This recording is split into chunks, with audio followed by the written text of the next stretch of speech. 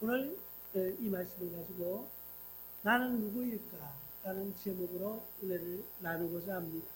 나는 누구일까? 혹시 그런 생각 해보셨나요? 우리가 어느 날 가만히 앉아서 정말 나는 누구일까?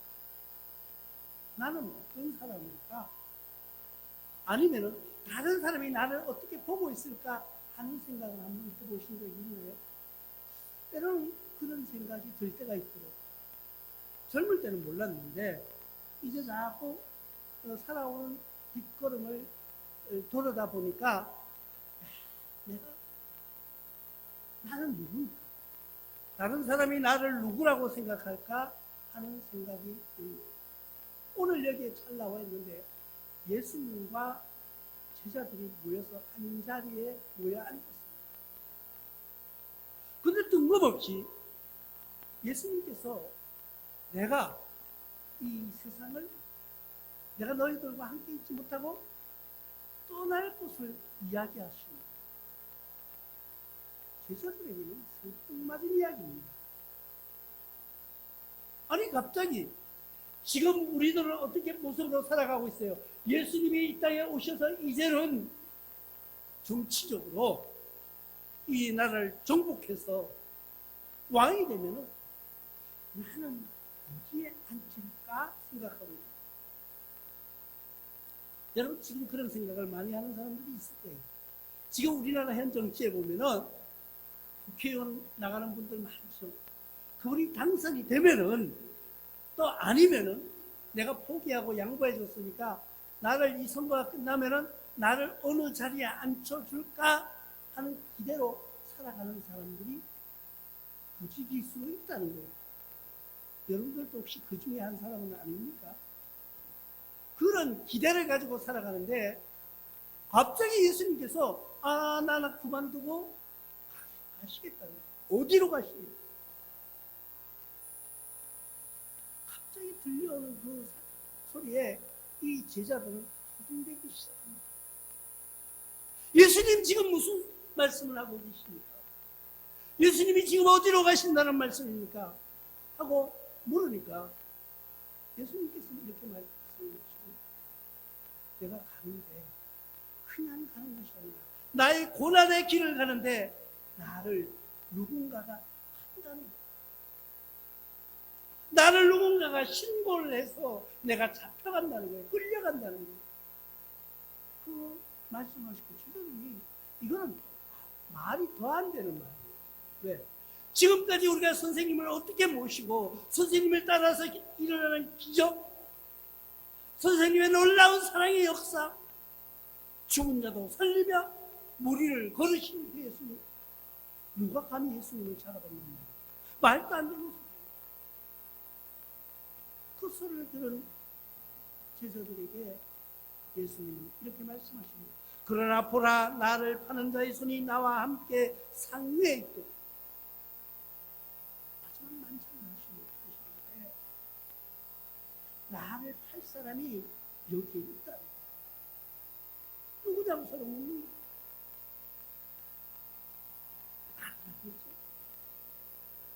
설마 내가 예수님을 고발하겠습니까? 이러면서 서로 아니라고 하는데 예수님이 말씀하십니다. 나와 함께 손이 나의 상위에 먹는 상위에 같은 손을 얹어놓고 있다.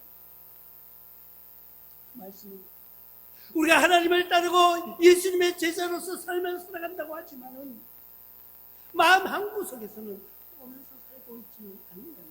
손을 얹어놓고 있으면서 마음은 더 멀리 가 있지는 않느냐는 거예요.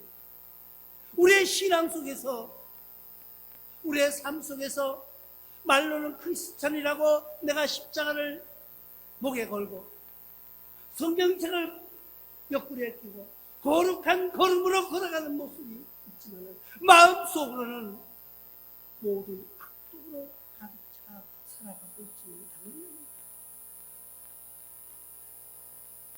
예수님과 함께 상에다 손을 얹어놓고 있는 그 사람이 바로 예수님을 파는 그 사람이다. 예수님을 고발하는 그 사람이라는 거예요.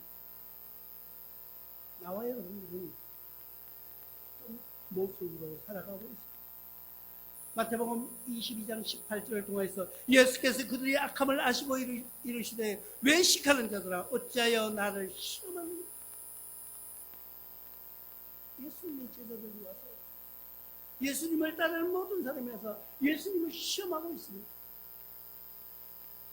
예수님에게 기적을 요구하고 있습니다. 예수님 냉철하게 시험하지 말라고 말씀하십니다. 행여나 우리 마음속에도 예수님의 기적을, 예수님의 그 놀라운 역사가 나의 기도를 이루어지게 해달라고 그런 시험하는 기도를 하고 있지는 않는 거예요. 외식하는 자라고 하는 말씀이 있으니까 볼 수가 있습니다. 말로는 예수님을 따르면서 거룩한 척하지만 그 마음속에는 악독으로 가득 차 있다고 하는 말씀입니다. 그러면서 이 예수님이 제자들을 통해서 다시 한번 말씀하십니다. 마가복음 2장 8절을 통하여서 그들이 속으로 어떻게 이렇게 생각하는 줄을 예수께서 곧 중심에 하시고 이르시되 어찌하여 이것을 마음에 생각하느냐. 이 말 속에는 어찌하여 이것을 마음에 생각하느냐는 이 말 속에는 이 제자들이 가지고 있는, 제자들의 마음속에 들끓고 있는 자기의 욕망을 그대로 드러내는 거예요. 예수님이 지금 왕이 되시면은 나를 무슨 장관에 시켜주지 아니할까? 예수님이 왕이 되시면은 나를 어떤 자리에 앉혀줄까 하는 마음속으로만 끓고 지금 다른 거는 아무 생각이 없는 거예요. 행여나 우리도 이 제자들처럼 예수님과는 상반된 삶과 행동으로 살아가고 있지 않는 것을 우리가 생각해 볼 필요가 있습니다. 그러면서 예수님께서 제자들에게 다시 한번 말씀해 주시는데 누가복음 11장 17절을 통하여서 이렇게 말씀하십니다. 예수께서 그들의 생각을 아시고 이르시되 스스로 분쟁하는 나라마다 황폐해지며 스스로 분쟁하는 집은 무너집니다.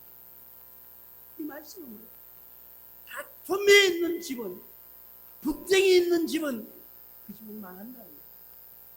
우리 마음속에 분쟁이 있습니다. 그 사람은 실패한 사람이에요. 내 마음속에 어떤 문제를 놓고 지금 다투고 있습니까? 내가 이리 갈까 저리 갈까를 정하지 못하고 방황하고 있지 않습니까? 우리는 내 마음속에 분쟁이 일어날 때도 있어요. 이 한 문제를 놓고 이것을 어찌할까? 내가 이것을 하면은 하면서 판단을 못하고 살아가는 사람이 있다는, 그 사람은 무슨 일을 하든지 실패한 거예요.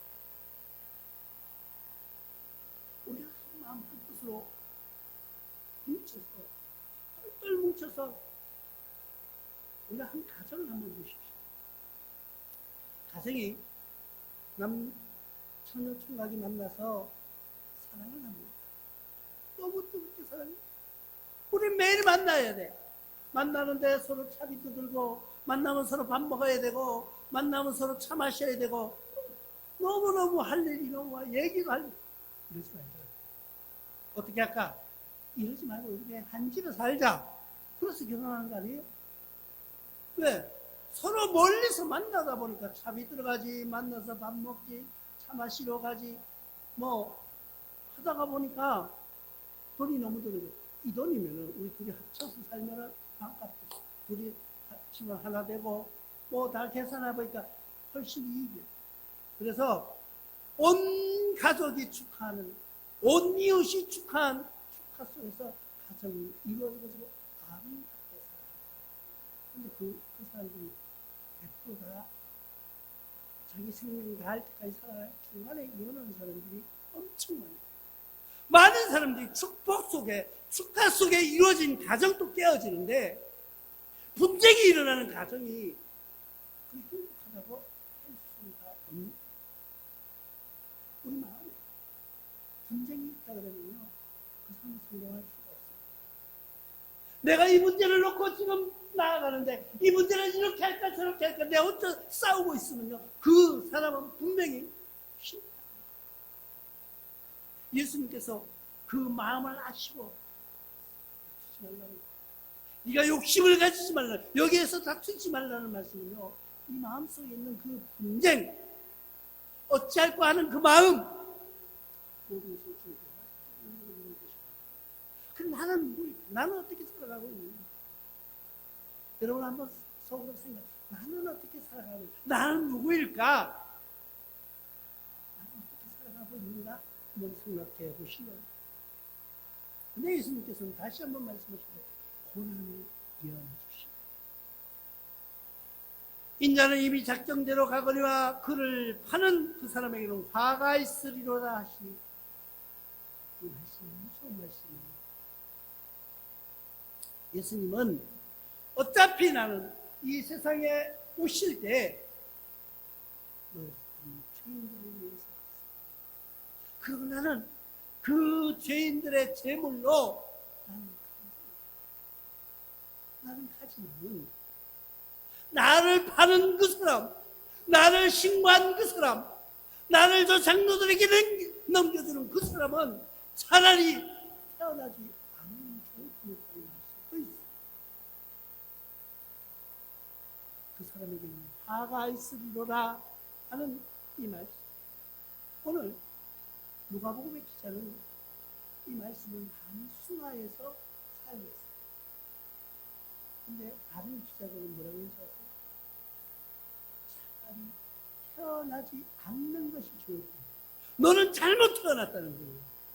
그 말씀은 뭐, 내가 살아온 행동으로 인해서, 나의 모습으로 인하여서, 나의 잘못된 판단으로 인하여서 나는 죄악 중에서 벗어날 수가 없다는 것을 이야기해 줍니다.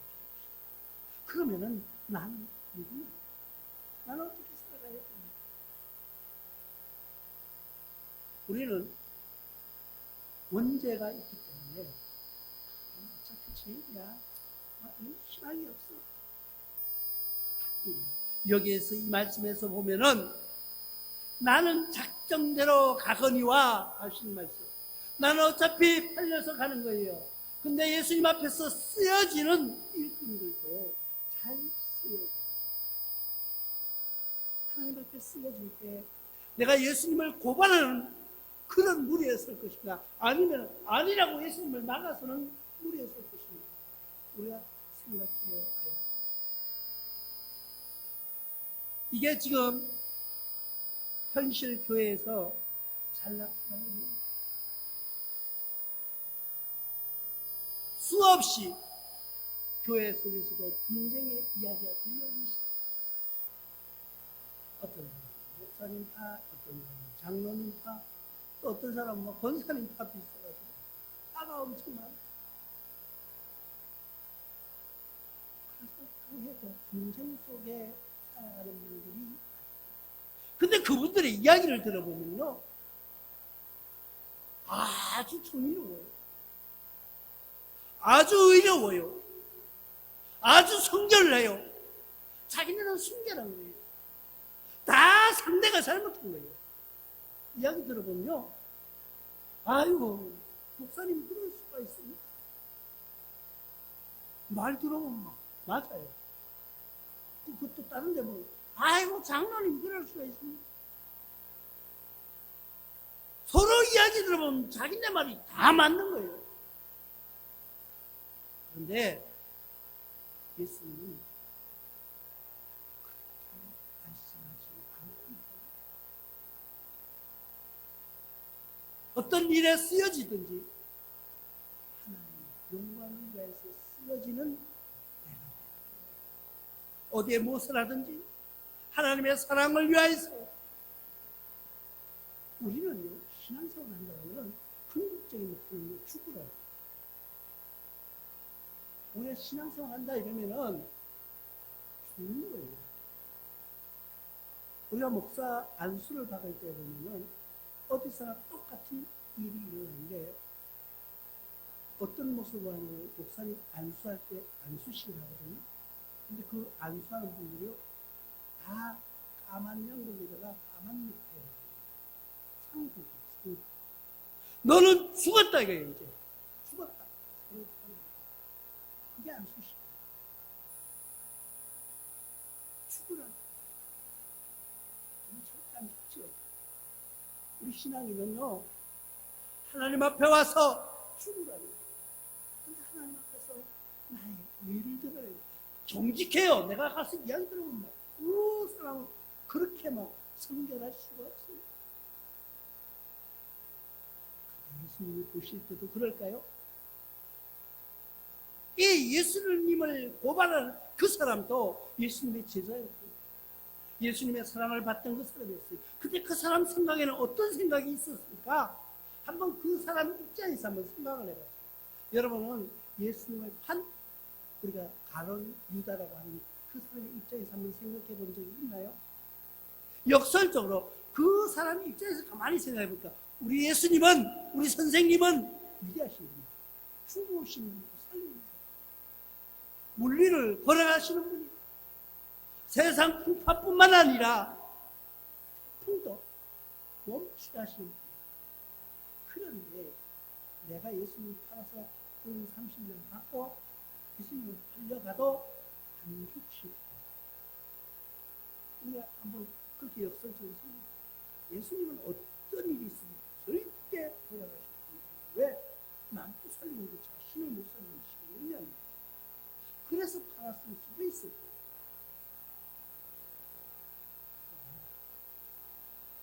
예수님은 그 길을 가시기 위해서 오셨기 때문에 누군가가 살아야 되는데 우리는 하나님 앞에 쓰여짐 받을 때 어떤 쪽에 쓰여짐을 받느냐는 거예요. 나는 누구이냐는 거예요. 나는 지금 예수님을 파는 그 일에 쓰여지는가? 아니면은 예수님을 십자가에 못 박지 못하고 막는 일에 쓰여지는가? 어차피 예수님은 십자가에 못 박히시려고 오셨는데 예수님은 십자가에 못 박히셨어요. 그게 예수님의 사명이에요. 그게 하나님께서 허락하신, 계획하신 일들이에요. 근데 우리는 그 무리 속에 있는데 어떻게 쓰여집니까? 우리가 항상 깨어서 기도하라는 그 말씀, 그 기도하라는 그 말씀은 내가 깨어있으라는 거예요. 내가 잠시만 흔들리면, 내가 잠시만 유혹에 흔들리면 넘어져요. 이 가룟유다에게도 뭐라고? 강뿐이 있다고 말씀하셨어요. 우리는 악령이 들어오지 않기 위해서 어떻게 항상 깨어서 기도하는 거예요. 항상 찬양하는 거예요. 항상 주님의 말씀과 가까이 하는 거예요.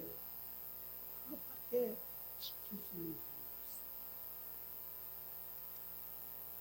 마가복음 8장 31절에 이렇게 말씀하고 있습니다. 인자가 많은 고난을 받고 장로들과 대제사장들과 서기관들에게 버림받아 죽임을 당하고 사흘 만에 살아나야 할 것을 비로소 그들에게 가르치시니 이제 비로소 내가 죽어야 된다는 것을 가르치십니다. 비로소 이 말씀은 이제는 다 팔렸어요. 고발 다 했어요. 지금. 예수님은 십자가에 못 박히실 일만 남았어요. 그런데 다른 제자들에게 희망을 준 거예요. 너희도 그런 걱정이지 마. 내가 죽었다가 3일 때 다시 살아날 거야. 그 말을 믿었나요? 아무도 안 믿었어요. 이 제자들이 옆에서 보면서 이 제자들이 믿지 않았어요.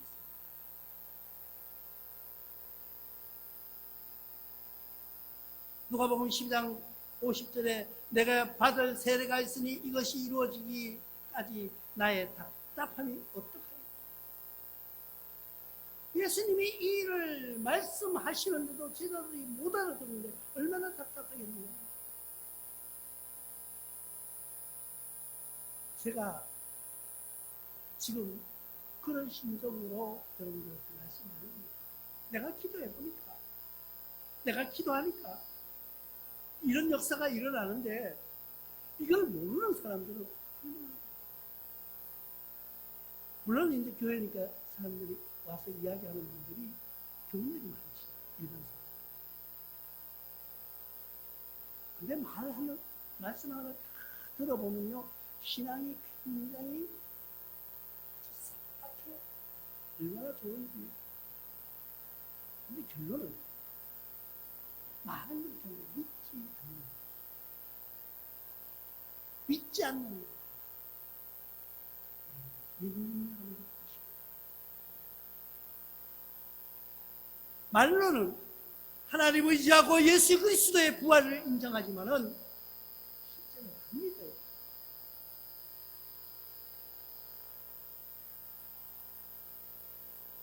우리는 자기 성찰하는 시간으로 생각해 보시면 마지막에 그들이 서로 묻되 우리 중에 이 일을 행할 자가 누구일까 하더라. 이제 아는 거예요. 이제 알아가지고 예수님이 십자가에서 내가 죽었다가 3일 후에 살아났는데 지금까지 뭐 예수님이 어떤 고난 뭐 이야기해도 못 알아듣고 무슨 소리 하는 거야. 눈을 뜬글뜬글 있다가 내가 이제 십자가에 못 박혀 죽을 것이다. 걱정하지 마. 3일 후에 살아날 거야. 이렇게 하니까 이제 지성이 이거 무슨 소리지? 아니 예수님 무슨 말씀을 돌아가신다고요? 이러면서 묻는 거예요.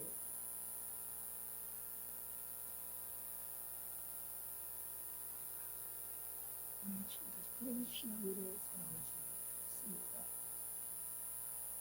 나는 누구일까? 나는 지금 내 생애 속에서 그런 예수님을 말로는 머리로는 생각은 하고 있는데 가슴속 깊이 정말 궁금해. 정말 그런 사건이 정말 그 일이 그렇게 이루어졌구나고 믿고 살아야 하는 나는 누구일까? 궁금히 생각해 보시고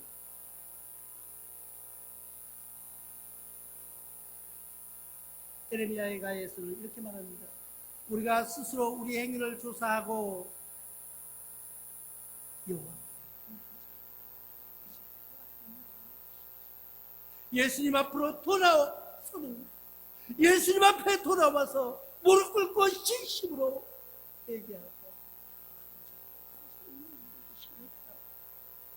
마태복음 7장 5절에 외식하는 자는 먼저 내 손에 내 눈 속에 들불을 펴라. 그 후에 발키보고 형제의 눈 속에 있는 피를 우리 신앙생활 오래 하거나 내 자신을 이야기해보면 남은 지적을 내가 이렇게 뭐 저 사람이 저 자꾸 하는데 나중에 보니까 나는 괜찮은 것 같아요.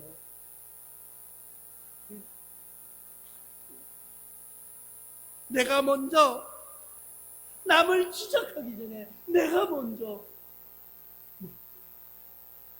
먼저 기도해야 되고요. 나는 누구일까 하는 그런 말씀이 있어서 우리가 기도하는 것이 않으시오. 우리가 이제는 돌아와요. 고린도 후서에서 이렇게 말합니다. 13장 5절을 통하여 너희는 믿음 안에 있는가? 너희 자신을 시험하고 너희 자신을 확증하라.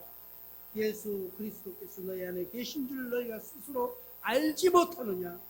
그렇지 않으면 너희가 버림받은 자. 우리가 예수님 나와 함께하는 것을 못 믿는 거예요. 그 못 믿으면 예수님 버림받은 자. 예수님이 나와 함께 하시면 어떤 어려운 신앙과 고난이 오죠. 그리고 기도하는 대로 이루어진다는 거예요. 이루어지는 그 기쁨을 누리면서 나는 누구일까 하는 그 마음속에서 승리하는 여러분들 되시기를 주님의 이름으로 축원합니다.